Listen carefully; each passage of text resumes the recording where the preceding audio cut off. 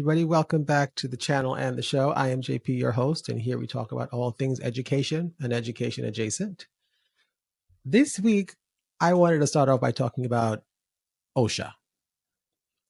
And for anybody who doesn't know, OSHA stands for Occupational Safety and Health. Now, this is pretty benign to a lot of people because it's existed in most of our lifetimes. It got passed into law in 1970 by Nixon with bipartisan support. And what does it do? It does stuff like make sure people wear hard hats at construction sites, and it forces employers to keep a more safe workplace. Right? We had a lot of that stuff going on prior to the time. A lot of fatalities at work and people getting injured. So it was an act to mitigate that, which I think the vast majority of people would go, yeah, that makes sense. But it actually didn't make a lot of sense at all to Representative Biggs from Arizona, who in the last couple of weeks have put forward legislation to end OSHA. Truly bizarre. And why would he want to do that? It's so just kind of crazy. But the argument's the same as for everything else. States' rights. The states can do it. I think people know what states' rights means. And it really is to set the stage for a race to the bottom. I don't believe there's any way that Representative from Arizona thinks that this is going to help workers. I don't think he's even pretending that it's going to help workers. It's only going to create a scenario where employers get to do less. That's really all this is meant to do. And you think to yourself, why would you want that? It actually goes in line with this kind of rugged, kind of individualistic, I have no obligation to you and figure it out, or this kind of Hunger Games highway existence that a certain segment of elected officials seem to really desperate to drive us to. But it's not only them. I want to play this clip from Michael Sandel, who wrote the book, The Tyranny of Merit. I know I talk about another book called The Myth of Meritocracy, both good, both worth reading, without doubt. So he was giving an interview, and I'll set this up for you. He was giving an interview recently to a Canadian television channel, and I think he dropped a couple of gems that are worth hearing. So the story goes, he's in an elevator, and I will link to the entire interview in the description. But he's in Florida, and he runs into this woman on the elevator. She is from Iowa. She asks where he's from, and he says he's from Boston, which is setting off all manner of red flags to her, apparently, because she turns to him and says, we can read in Iowa, which of course has him aghast because nowhere did he insinuate anything at all, let alone that you couldn't read.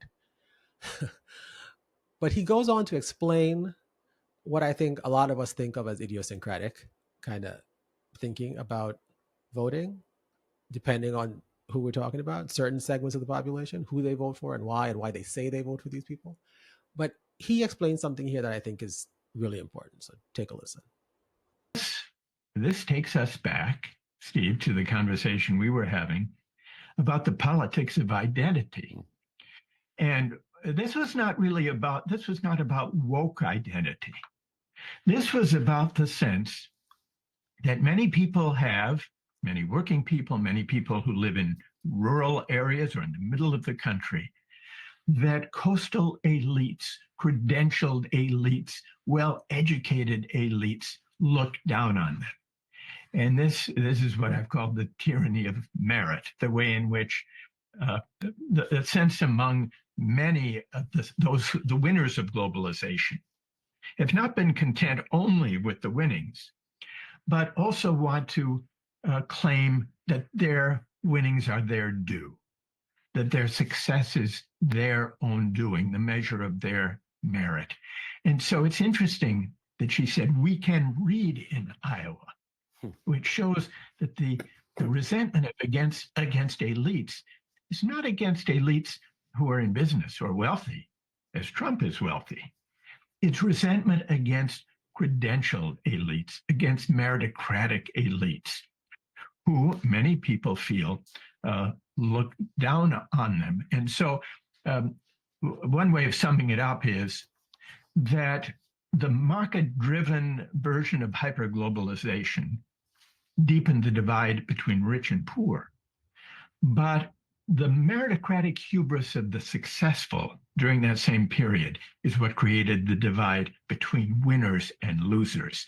That's the divide that's toxic to our politics, Mm. that polarizes us.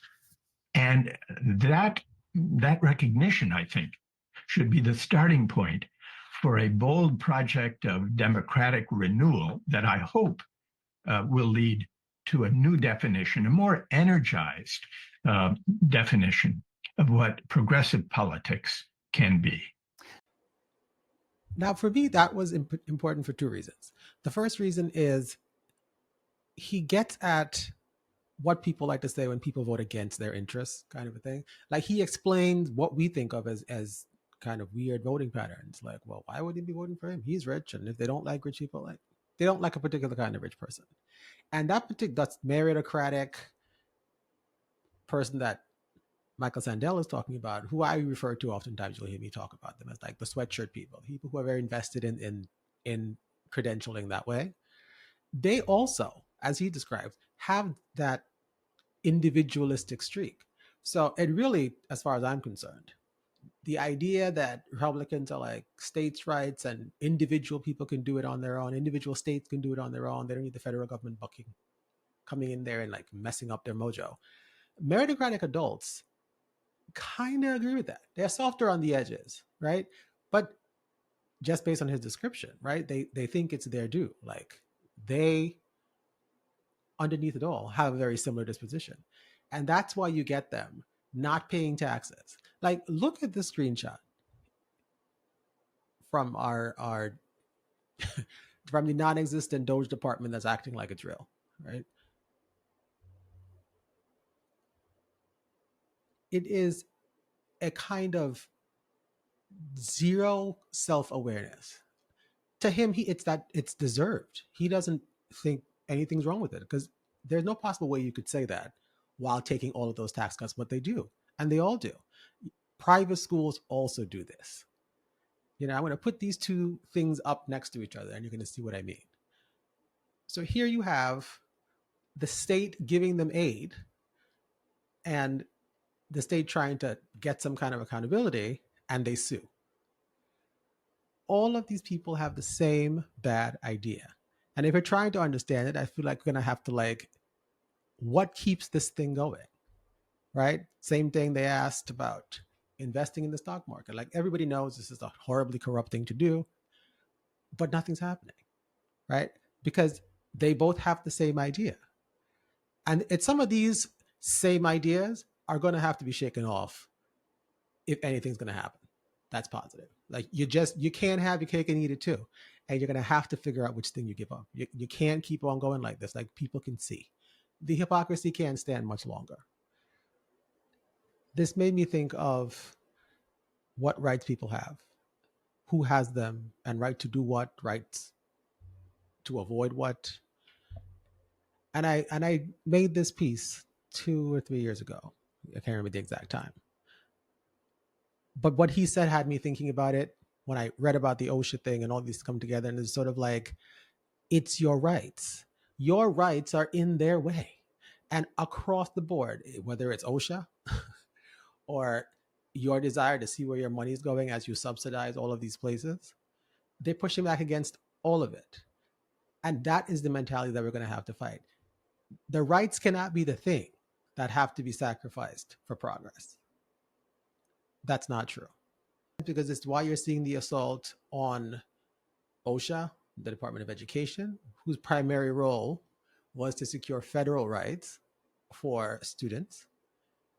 That's an impediment.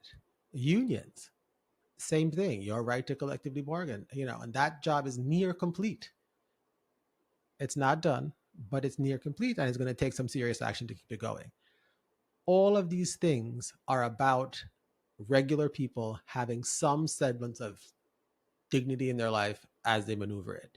And all of these things by this group of people are impediments. And that's the thing we're going to have to work around. And you can't really work around, you're going to have to work through. And people are going to have to own up to it. Like there's no more gaslighting people about this. So those are my thoughts for this week. I appreciate you staying around and listening to it. If anything resonated with you, Please feel free to drop me a comment, click all the usual buttons, and I will see you next time.